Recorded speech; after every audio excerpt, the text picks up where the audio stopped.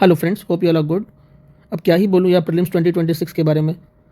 मैंने देखा लोगों का रिस्पांस, मैंने खुद से पेपर दिया है, what I did not do, overall how was the paper, इस सब बातों पे हम चर्चा करेंगे। एंड ट्रस्ट मी, जो मैं बोलने जा रहा हूँ सिर्फ सुनिए। Give me next 15-20 minutes and I will tell you why the cut off will be in 60s। I can guarantee you that cut off will not go more than 70। अगर वो चला गया then you come and tag me in this video कि आपने तो बोला था कि 70 से ऊपर नहीं जाएगा लेकिन चला गया। And how I can tell you with so much of confidence, because I can vouch for this, क्योंकि यू मस्ट बी रिमेंबरिंग 2023 वाला paper.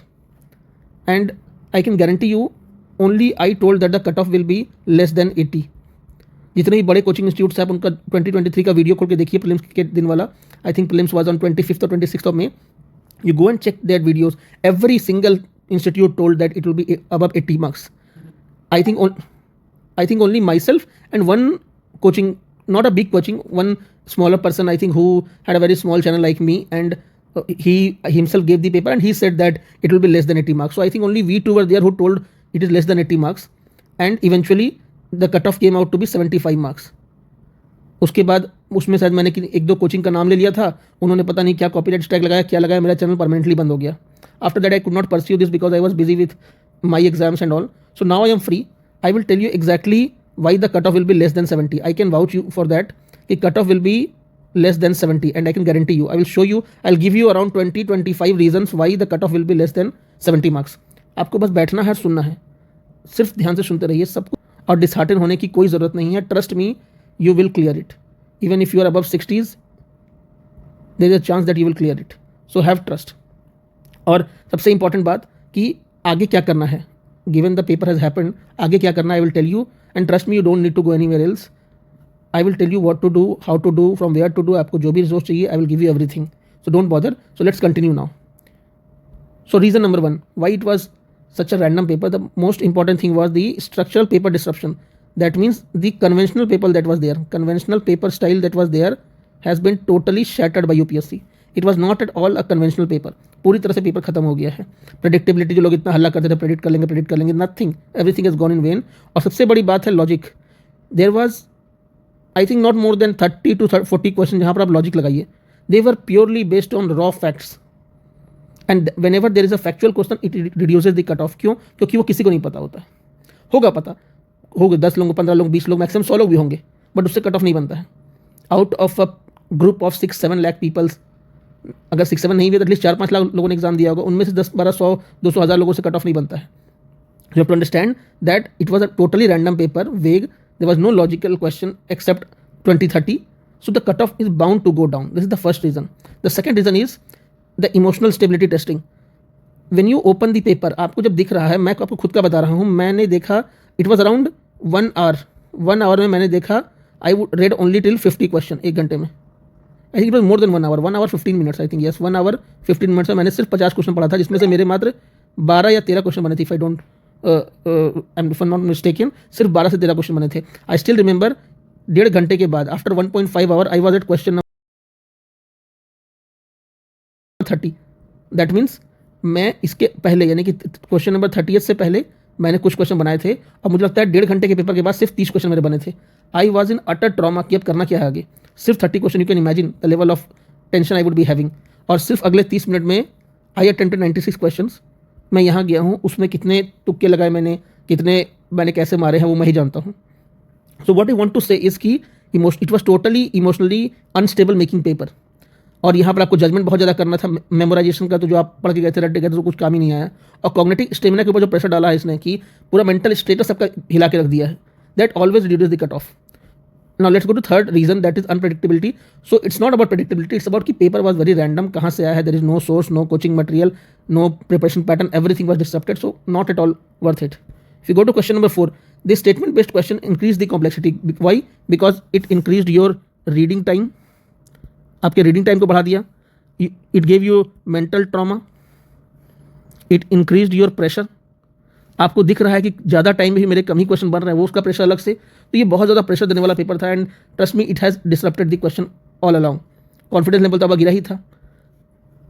So there were lot of reasons. If you go to other reason, reading load and fatigue. Generally people of UPSC are not tune to reading such long paragraph with high vocabulary.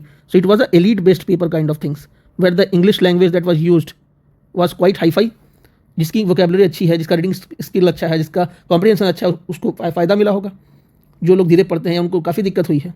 तो अचानक से इतना मतलब fatigue देने का कोई reason नहीं बनता है। You see the sixth reason is elimination trick. Of course हर साल एटलीस्ट 30 से 40 क्वेश्चन तो आप एलिमिनेशन ट्रिक से निकालते थे। इस बार ये पूरा घट के आई थिंक 4 से 5 क्वेश्चन पे हो गया है। तो ये जो गैप है इसके भी, अगर मैं इसको 10 भी मान लूँ सपोज, तो ये जो 20 से 30 क्वेश्चन का गैप है, यानी कि आपका 40 से 60 मार्क्स का जो गैप है, ये गैप कहाँ से आएगा? ये कट ऑफ से ही कम होगा ना। नाउ श्योर 40, 50, 60 मार्क्स ना कम हो कट ऑफ में, बट एटलीस्ट 20 मार्क्स का तो कमी तो आएगी ही। So I tell you, you just keep seeing. Now see the 7 number reason, the most important thing, that is current affair पे लोग बहुत भरोसा करते थे, खत्म हो गया। लोग स्टैटिक पे भरोसा करते थे, खत्म हो गया। कॉन्सेप्चुअल क्वेश्चन इंटरप्रिटेशन पे भरोसा करते थे, खत्म हो गया। आई डोंट नो पेपर कहाँ से आया है, there is no logic. Go to economy, analytical paper थोड़ा तो था, at least they have given 4 to 5 some good questions, but apart from that आपको कुछ हवा नहीं लगा क्वेश्चन कहाँ से आया है। इन्फरेंस बेस्ड, ये इन्फर आपको कहाँ से करना है, क्या करना है, इतने लंबे क्वेश्चन है, एक पेज में एक क्वेश्चन है, क्या इन्फर करेंगे पता नहीं। Question number 9 same constitutional interpretation जो पूछ रहे हैं आर्टिकल 395 के आसपास का, that means you remember all the articles now. Same thing for governance logic, बहुत लोग बोल रहे हैं गवर्नेंस का क्वेश्चन आया, एथिक्स नहीं है, गवर्नेंस है, सिलेबस में दिया हुआ है, एब्सोल्युटली रबिश। ये कोई लॉजिक नहीं बनता है, कहीं से रैंडमली कुछ दे दो। रोट पॉलिटी वाला चीज़ भी खत्म, एकदम प्योर आर्टिकल नंबर याद हो तो पता चलेगा, और हल्का भी आपको कॉन्सेप्ट इधर उधर होगा, गया क्वेश्चन आपका। हिस्ट्री में तो मतलब क्या ही बोलूँ, नथिंग टू से, आपको पता ही है एंशिएंट हिस्ट्री वाज डोमिनेटेड, और ऐसा डोमिनेट किया कि बाकी सब कुछ खत्म किया, खुद भी एग्जिस्ट नहीं किया। So absolutely rubbish.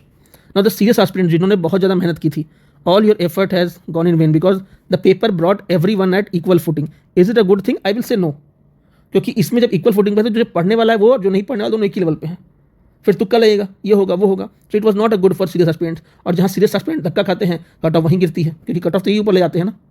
इन्होंने कट ऑफ ऊपर ले जाना नहीं है इस बार, तो ये एकदम सड़क से कट ऑफ गिर जाएगा। So that was 11th reason. Now when you go to next reason, you will see that there was lot of criticism about various things like correlation नहीं है, instability है, पता नहीं क्या क्या क्या क्या है, and I totally agree। मतलब कहीं ना कहीं मतलब क्या ही बोलूँ, मुझे समझ नहीं आ रहा है, मैंने खुद दिया है तो I don't know what to say। Now comes CSET, ये तो अलग ही खेल खेल रहा था। सब लोग बोल रहे हैं कि CSET was easy। Tell me who says it is easy? I have seen some coachings telling that no, it was not easy। Trust me, CSET was tougher than 2023। I can guarantee you। मैंने 2023 में दिया था, if I am not wrong I could solve around 40 to 45 questions, और I think 55 question. This time I could solve only 51 question, जबकि मेरा maths अच्छा है, मेरा रीजनिंग अच्छा है, मेरी इंग्लिश अच्छी है, but still I am saying you कि CSET was not easy. There are 2 reasons why it was not easy. The question was extremely lengthy questions, same as GS1, बहुत बेकार। सेकेंडली डिसीजन मेकिंग वाला part भी include हो गया, communication वाला जो part include हो गया, and above all of them it was happening after the shock of GS1 के शॉक के बाद था। That is the most important reason. GS1 ने जो झटका दिया है उसके बाद आपको CSET करने में you will be like I don't know what to say. Again CSET में टाइम प्रेशर, इतने लंबे लंबे क्वेश्चन आपको पढ़ने में पुराना निकल जाएगा, and CSET will bring at least 5 to 10 numbers of cut off difference. I can guarantee you 5 से 10 नंबर का कट ऑफ तो सिर्फ CSET गिराएगा, I can guarantee you that. Next cut off dynamics, you know the now what all is going on in market. Cut off ऐसे होगा वैसे होगा, बहुत कुछ चलेगा अभी मार्केट में। So if you see the predictability है, लोग प्रेडिक्ट करते थे ये क्वेश्चन आएगा, यहाँ से आएगा, ये एग्रीमेंट हुआ, ये तो बहुत इंपॉर्टेंट एग्रीमेंट है, इस बार ये हुआ है, वो हुआ है, वो आएगा। स्पोर्ट्स में देखिए हमारा इस बार कितना कुछ हुआ है, पैरालंपिक का हुआ है, India has got Commonwealth game hosting, ये सब कुछ नहीं आके वही कोई रैंडम सा ग्रैंड स्लैम का उठा के उसका लॉ पूछ रहे हैं, उसके कानून में क्या लिखा है, उसके रूल्स क्या हैं। I don't know what they were trying to test. और उसके बाद सबसे बड़ी चीज़ कि everybody is saying sitting in AC room having a team of multiple people with all the AI tools, Google, all the books available, comfort of mind. इसमें paper बनाना is a different thing, but when you solve the paper in these conditions, when you have expectations, you have the weightage of the expectation on your back, you are left with no backup option. आप emotionally पूरे burnout हो गए हैं, किसी का last attempt है, किसी की शादी होने वाली है, किसी को नौकरी नहीं मिल रही है, घर में लोग बोल रहे हैं on that, and when you go and see this paper 2026 वाला, I know you will be shattered. It will break your confidence within the first 10 minutes. Next is the socio economic pressures, financial stress जो है वो तो है ही, career की stability, opportunity cost क्या है, आप कितना कुछ सेक्रीफाइस करते हैं। कोई IIT से आया हुआ है, कोई IIM से आया हुआ है, कोई फॉरेन से पढ़ के आया हुआ है, बहुत मेहनत किया लोगों ने। People have given their everything for this exam. बहुत बर्डन होता है, कोचिंग का अलग प्रेशर है, उन्होंने इतना इन्फॉर्मेशन दे दिया, ओवरलोड हो गया है. अब आप सोचिए कि जो बंदा, अगर मान लीजिए यूपीएससी का सिलेबस 100 पेजेस के अनुसार है, कोई बंदा है जो 110 पढ़ के जा रहा है, कोचिंग वाले किसी को 150 पढ़ा रहे हैं और इस 150 में से 10 क्वेश्चन भी नहीं आ रहा है. Imagine the level of deterioration in confidence it will lead to. Test series दे रहे हैं, ओवरलोड है कंटेंट, स्ट्रेटजी एटसेट्रा, कुछ नहीं आ रहा है. और एग्जाम हॉल की साइकोलॉजी, मतलब एक जो पहले 10 मिनट में आप पैनिक कर गए, पूरा गेम आपका खत्म हो गया. नेगेटिव मार्किंग का फियर अलग है, आप गेस नहीं मार सकते, कॉन्फिडेंस लेवल पूरा हिल चुका है. आई डोंट नो क्या करना चाह रहा था पेपर में. तो इतने टाइप के शॉकिंग थे कि कोई कुछ बोल नहीं सकता है. And then after when you go see, exam से बाहर आने के बाद लोग बहुत कुछ बोलते हैं, कट ऑफ का एंग्जाइटी है, सोशल मीडिया पैनिक है, फियर है फेलियर का. Leave all this, I tell you exactly what to go ahead. और ये जो एस्पिरेंट्स की लाइफ है, years of uncertainty, sacrificed personal life, endless preparation cycle. I know the sacrifices this exam take. I am not a teacher. I am not a mentor. I am just your big brother. I had also given the exam. I have a good experience of this exam. मैंने mains लिखा. I know what all it takes to, come into this exam and everything. What all sacrifices you make. So ये जो बोल रहे हैं ये सब बेकार की बातें हैं. Don't listen to all this. Now most important is कि आगे क्या करना है. कट ऑफ की बात पे हम आएंगे, but most important thing is look for a parallel career security. This is very important, trust me. The exam has become so uncertain that you can not guarantee कल क्या होगा. It is always advisable that you choose a parallel career option. Now that can be anything. You need not have a full-time job. If you want to prepare, that is okay, but at least have some career option in the back of the mind. If you want a video on what all career options are available, and please don't call this as option B, option C, option D, nothing. There is no, when you say, I'll just tell you one thing. I have to say one thing. Just give me a second. Yes, when you say that, क्या हो रहा है? When you say that UPSC is your, when you say UPSC is option A, the other exams are option B, that automatically reduces the level of this exam in your eyes. And then you say कि मैं तो इसकी तैयारी कर रहा था, मैं यहाँ पे कैसे आऊँ. But trust me, there is no option A, option B. ये option भी नहीं है. Just take it as an alternate option. सिर्फ समझिए बात को, एक alternate option need not be a full time job. आप कोई सेकंड करियर ऑप्शन चुन लीजिए, आप पैरेलल इनकम सोर्स देख लीजिए, कोचिंग में पार्ट टाइम जॉब देख लीजिए, वो जो टेस्ट सीरीज बनाते हैं या जो पेपर चेक करते हैं मेंस का, other things that they do. But look for a career option, look for financial stability. Trust me, if you don't have a good financial stability, people will not respect you. And the day you gain some financial independence, छोटा सा ही क्यों ना हो, everybody's eyes will be down on your feet, those who were pointing fingers at you. And trust me, it is the major boost to your confidence, and you need this now.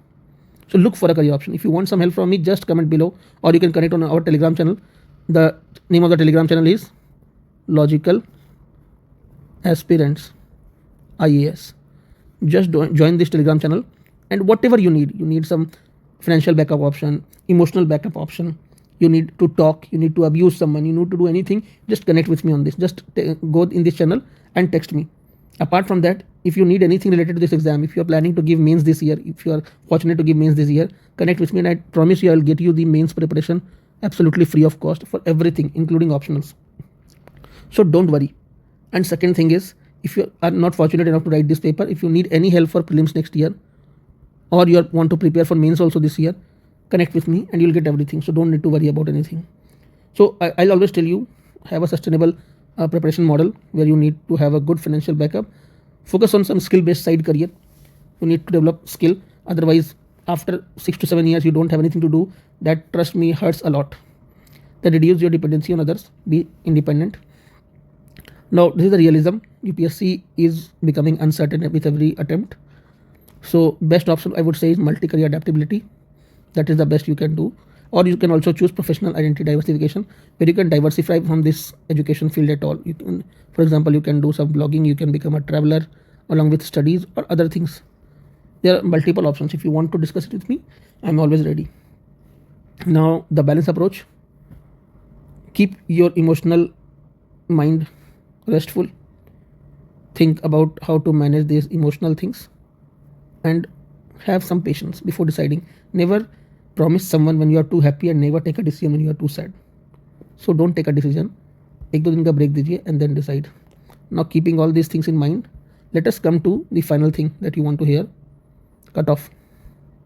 So I can vouch for it that the cutoff will be in 60s, and I can guarantee you the cutoff will be 60 to 70. My guess would be 68 plus minus 3, जिसमें plus को मैं काटना ही चाहूँगा. It would be 65 to 68. Why? I think video काफ़ी लंबी हो गई है. So what I will do, I will make a separate video where I will tell you with mathematical models. Trust me, I will use all the mathematical models. I'll show you all the mathematical models basis the real data. Basis real data I'll show you कि cut off will be around 65 to 68. और ये market में जो बोल रहे हैं 70 चला जाएगा, कुछ नहीं जाने वाला है. It will be in 60s, 65 से 68 के बीच में आएगा. Do not worry, can guarantee you it will not be more than 65 to 68. And that too, this I am saying for unreserved. Accordingly, you can reduce for other castes, other categories. So have faith. Cutoff will not go more than 68 marks. I can guarantee you that. Just have faith. और मैं क्या ही बोलूँ यार, मतलब paper के बारे में I don't have anything to say. ना ही मुझे कुछ बोलना है. You all are mature enough. You are preparing for one of the prestigious examination. You are mature enough. Just show some maturity and don't worry about it. जो हो गया है, unfortunately nobody can do anything about it. If you need any kind of help, I would request you, please connect with me on Logical Aspirants IAS. This is your one-stop channel for any need, whether you need preparation help,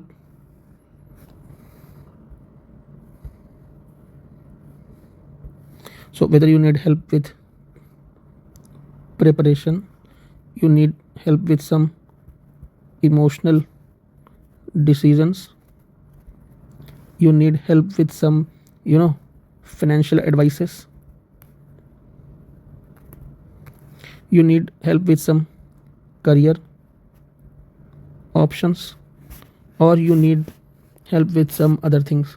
Whatever it might be, there is just one solution you need. Logical Aspirants IAS channel. Just join this channel. Don't think about anything else. Just have faith. अगर आप ये video यहाँ तक देख रहे हैं, मतलब somewhere down the line you have faith on me. Just have faith. Join this Telegram channel and सब होगा.